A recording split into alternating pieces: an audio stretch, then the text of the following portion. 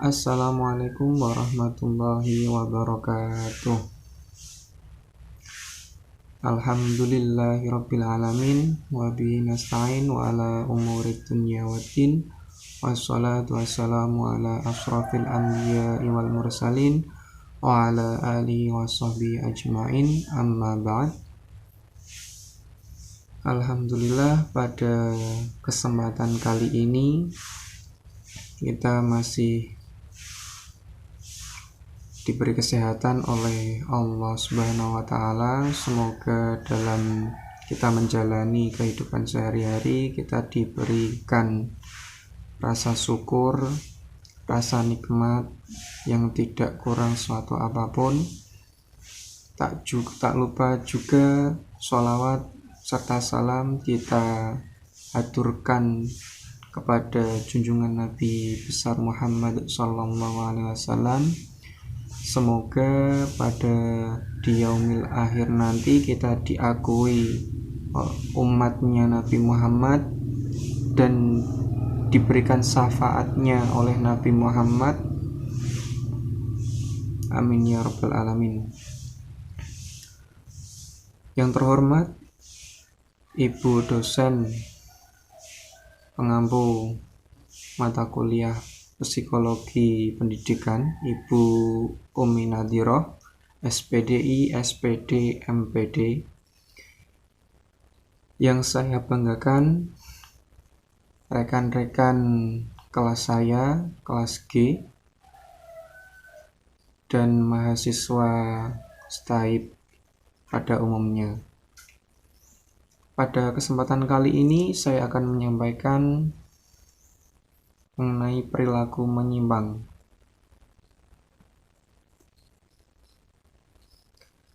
Apa yang dimaksud dengan perilaku menyimpang? Apa ciri-ciri jenis-jenis perilaku menyimpang? Apa masalah yang dihadapi oleh remaja? Dan bagaimana bentuk dampak perilaku menyimpang tersebut? Yang pertama, perilaku menyimpang adalah perilaku yang tidak sesuai dengan norma, nilai-nilai yang berlaku dalam masyarakat. Perilaku menyimpang dapat terjadi pada manusia, entah itu muda, dewasa, ataupun tua. Perilaku menyimpang tidak kenal laki-laki ataupun perempuan. Perilaku menyimpang ini tidak mengenal pangkat dan jabatan, dan tidak juga mengenal waktu dan tempat atau situasi dan kondisi. Perilaku menyimpang bisa terjadi dalam skala kecil maupun besar. Definisi perilaku menyimpang menurut Bruce C. Cohen dalam buku terjemahan Sahat Shimamura, perilaku menyimpang adalah sebagai perilaku yang tidak berhasil dalam menyesuaikan diri dengan kehendak masyarakat atau kelompok tertentu dalam masyarakatnya. Menurut Robert M.Z. Lawang, perilaku menyimpang adalah suatu tindakan yang menyimpang dari norma-norma yang berlaku dalam suatu sistem sosial. Ciri-ciri perilaku menyimpang menurut Wilnas dibagi menjadi dua faktor. Faktor pertama, faktor subjektif, dan faktor kedua, faktor objektif. Faktor subjektif adalah faktor yang berasal dari seseorang itu sendiri atau faktor di dalam dirinya sendiri. Faktor ini dibawa saat sejak lahir atau sifat pembawaan sejak lahir, yang berarti itu di dalam dirinya sendiri dari sejak lahir. Faktor yang kedua, faktor objektif.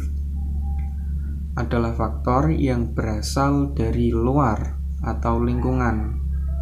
Bisa juga dinamakan eksternal. Misal, keadaan rumah tangga seperti hubungan orang tua dan anak, kemudian hubungan kakak dengan adik yang tidak serasi, kemudian hubungan antara anak didik dengan guru yang tidak serasi, dan masih banyak lagi. Selanjutnya, jenis-jenis perilaku menyimpang berdasarkan kekerapan atau berat ringannya penyimpangan dibagi menjadi dua. Yang pertama, penyimpangan premier memiliki ciri-ciri bersifat sementara atau temporer. Yang kedua, gaya hidupnya tidak didominasi oleh perilaku menyimpang. Yang ketiga, masyarakat masih mentolerir atau masih menerima. Contoh, pegawai negeri yang membolos bekerja, banyak minuman alkohol pada waktu pesta. Kemudian siswa membolos pada saat jam pelajaran. Seperti itu. Yang kedua, penyimpangan sekunder. Penyimpangan sekunder memiliki ciri-ciri bersifat permanen atau tetap. Yang kedua, gaya hidup didominasi oleh perilaku menyimpang. Yang ketiga, masyarakat tidak bisa mentolerir perilaku menyimpang tersebut. Contoh, pembunuhan, pencurian, perjudian, pemerkosaan, dan perilaku atau tindak kriminal yang dianggap hukum itu tidak bisa ditolerir. Seperti itu. Selanjutnya, berdasarkan jumlah atau pelakunya. Penyimpangan dibagi menjadi tiga. Yang pertama, penyimpangan individu. Yang kedua, penyimpangan kelompok. Yang ketiga, penyimpangan institusi.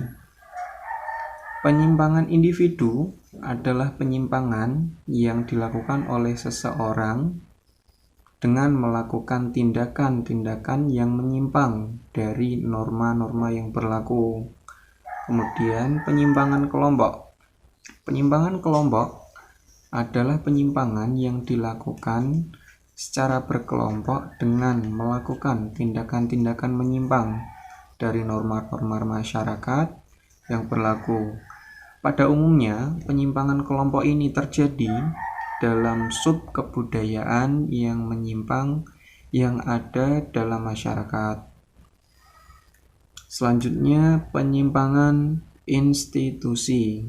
Penyimpangan ini dilakukan oleh organisasi yang melibatkan organisasi lainnya, yang dilakukan dengan rapi.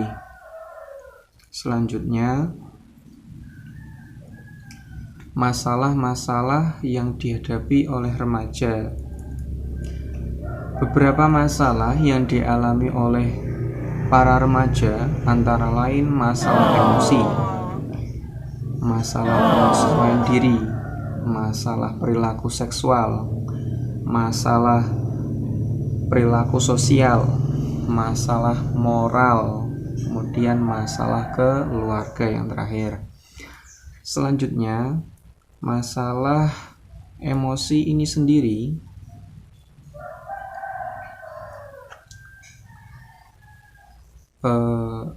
secara tradisional, masa remaja dianggap mempunyai tekanan dalam suatu masa di mana dia mempunyai ketegangan emosi atau amarah yang tidak bisa dikontrol akibat dan perubahan fisik atau kelenjar. Emosi ini seringkali sangat kuat dan tidak bisa diatur, cenderung meledak-ledak dan tidak mampu mengendalikan perasaannya. Ini adalah salah satu contoh di mana masalah remaja, kemudian masalah penyesuaian diri. Salah satu tugas yang paling sulit pada masa remaja yaitu penyesuaian diri, di mana remaja harus menyesuaikan diri dengan lawan jenisnya, baik sesama remaja, kemudian orang dewasa atau orang tua, dan di sekitar lingkungannya tersebut. Kemudian masalah perilaku sosial. Ini banyak sekali dijumpai di masyarakat untuk perilaku sosial tersebut, di mana masalah perilaku sosial ini banyak mengganggu, juga ada dampak positif dan negatifnya ketika berperilaku di sosial masyarakat tersebut. Selanjutnya, masalah moral. Masalah moral yang terjadi pada remaja ditandai oleh adanya ketidakmampuan remaja membedakan mana yang benar dan mana yang salah. Hal ini dapat disebabkan oleh ketidakkonsisten dalam konsep benar dan salah. Jadi misalnya antar sekolah, keluarga, dan kelompok remaja, ketidakmampuan tersebut dalam moral itu sangat berbeda. Mana yang benar dan mana yang salah dapat membawa malapetaka bagi kehidupan remaja pada khususnya, dan pada semua orang yang ada di lingkungannya tersebut. Selanjutnya, masalah perilaku seksual. Masalah perilaku seksual ini berhubungan dengan kematangan seksualitasnya, di mana pembentukan hubungan dengan lebih matang dengan lawan jenisnya, dan belajar memerankan seks yang diakuinya, di mana pada masa remaja sudah mempunyai keinginan yang kuat untuk memperoleh atau dukungan dan perhatian dari lawan jenis. Sebagai akibatnya, remaja mempunyai minat yang tinggi pada seks, diutamanya pada tingkatan SMP dan ke atas itu sudah mempunyai keinginan seksual yang tinggi dalam mempunyai keinginan, di mana mereka saling mengenal satu sama lain dengan lawan jenis yang berbeda, entah itu orang tua, guru, dan yang lainnya, seperti itu. Jadi ketika pada saat masalah perilaku seksual ini, orang tua sangat mendominasi ketika membimbing dalam permasalahan yang dihadapi oleh remaja. Kita sebagai orang tua harus memberikan pengertian, pemahaman mengenai lawan jenis dan yang lain-lain, seperti itu. Selanjutnya, bentuk-bentuk perilaku menyimpang. Segala tindakan atau perilaku yang tidak sesuai dengan nilai-nilai norma yang berlaku dalam masyarakat dianggap sebagai bentuk penyimpangan.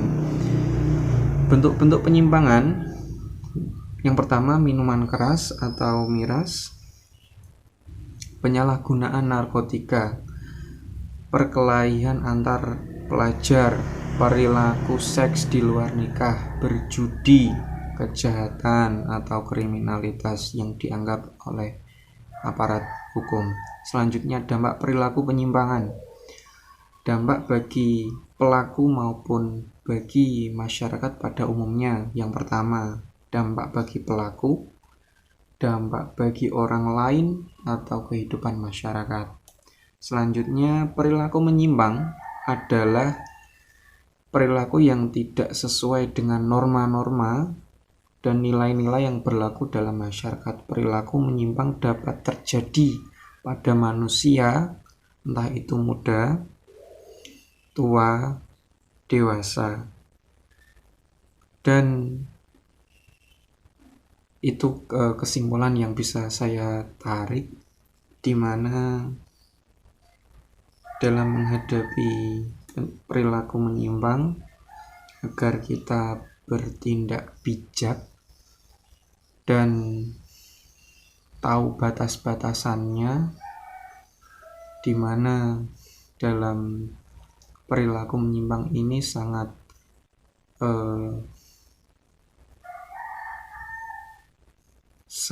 luar biasa dampaknya, seperti itu.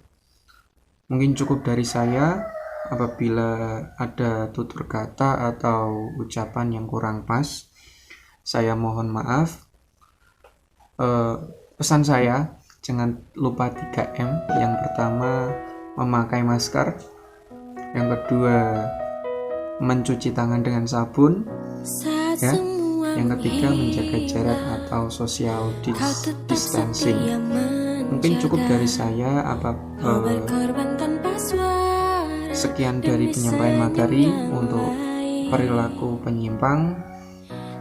Sekian, wassalamualaikum warahmatullahi wabarakatuh.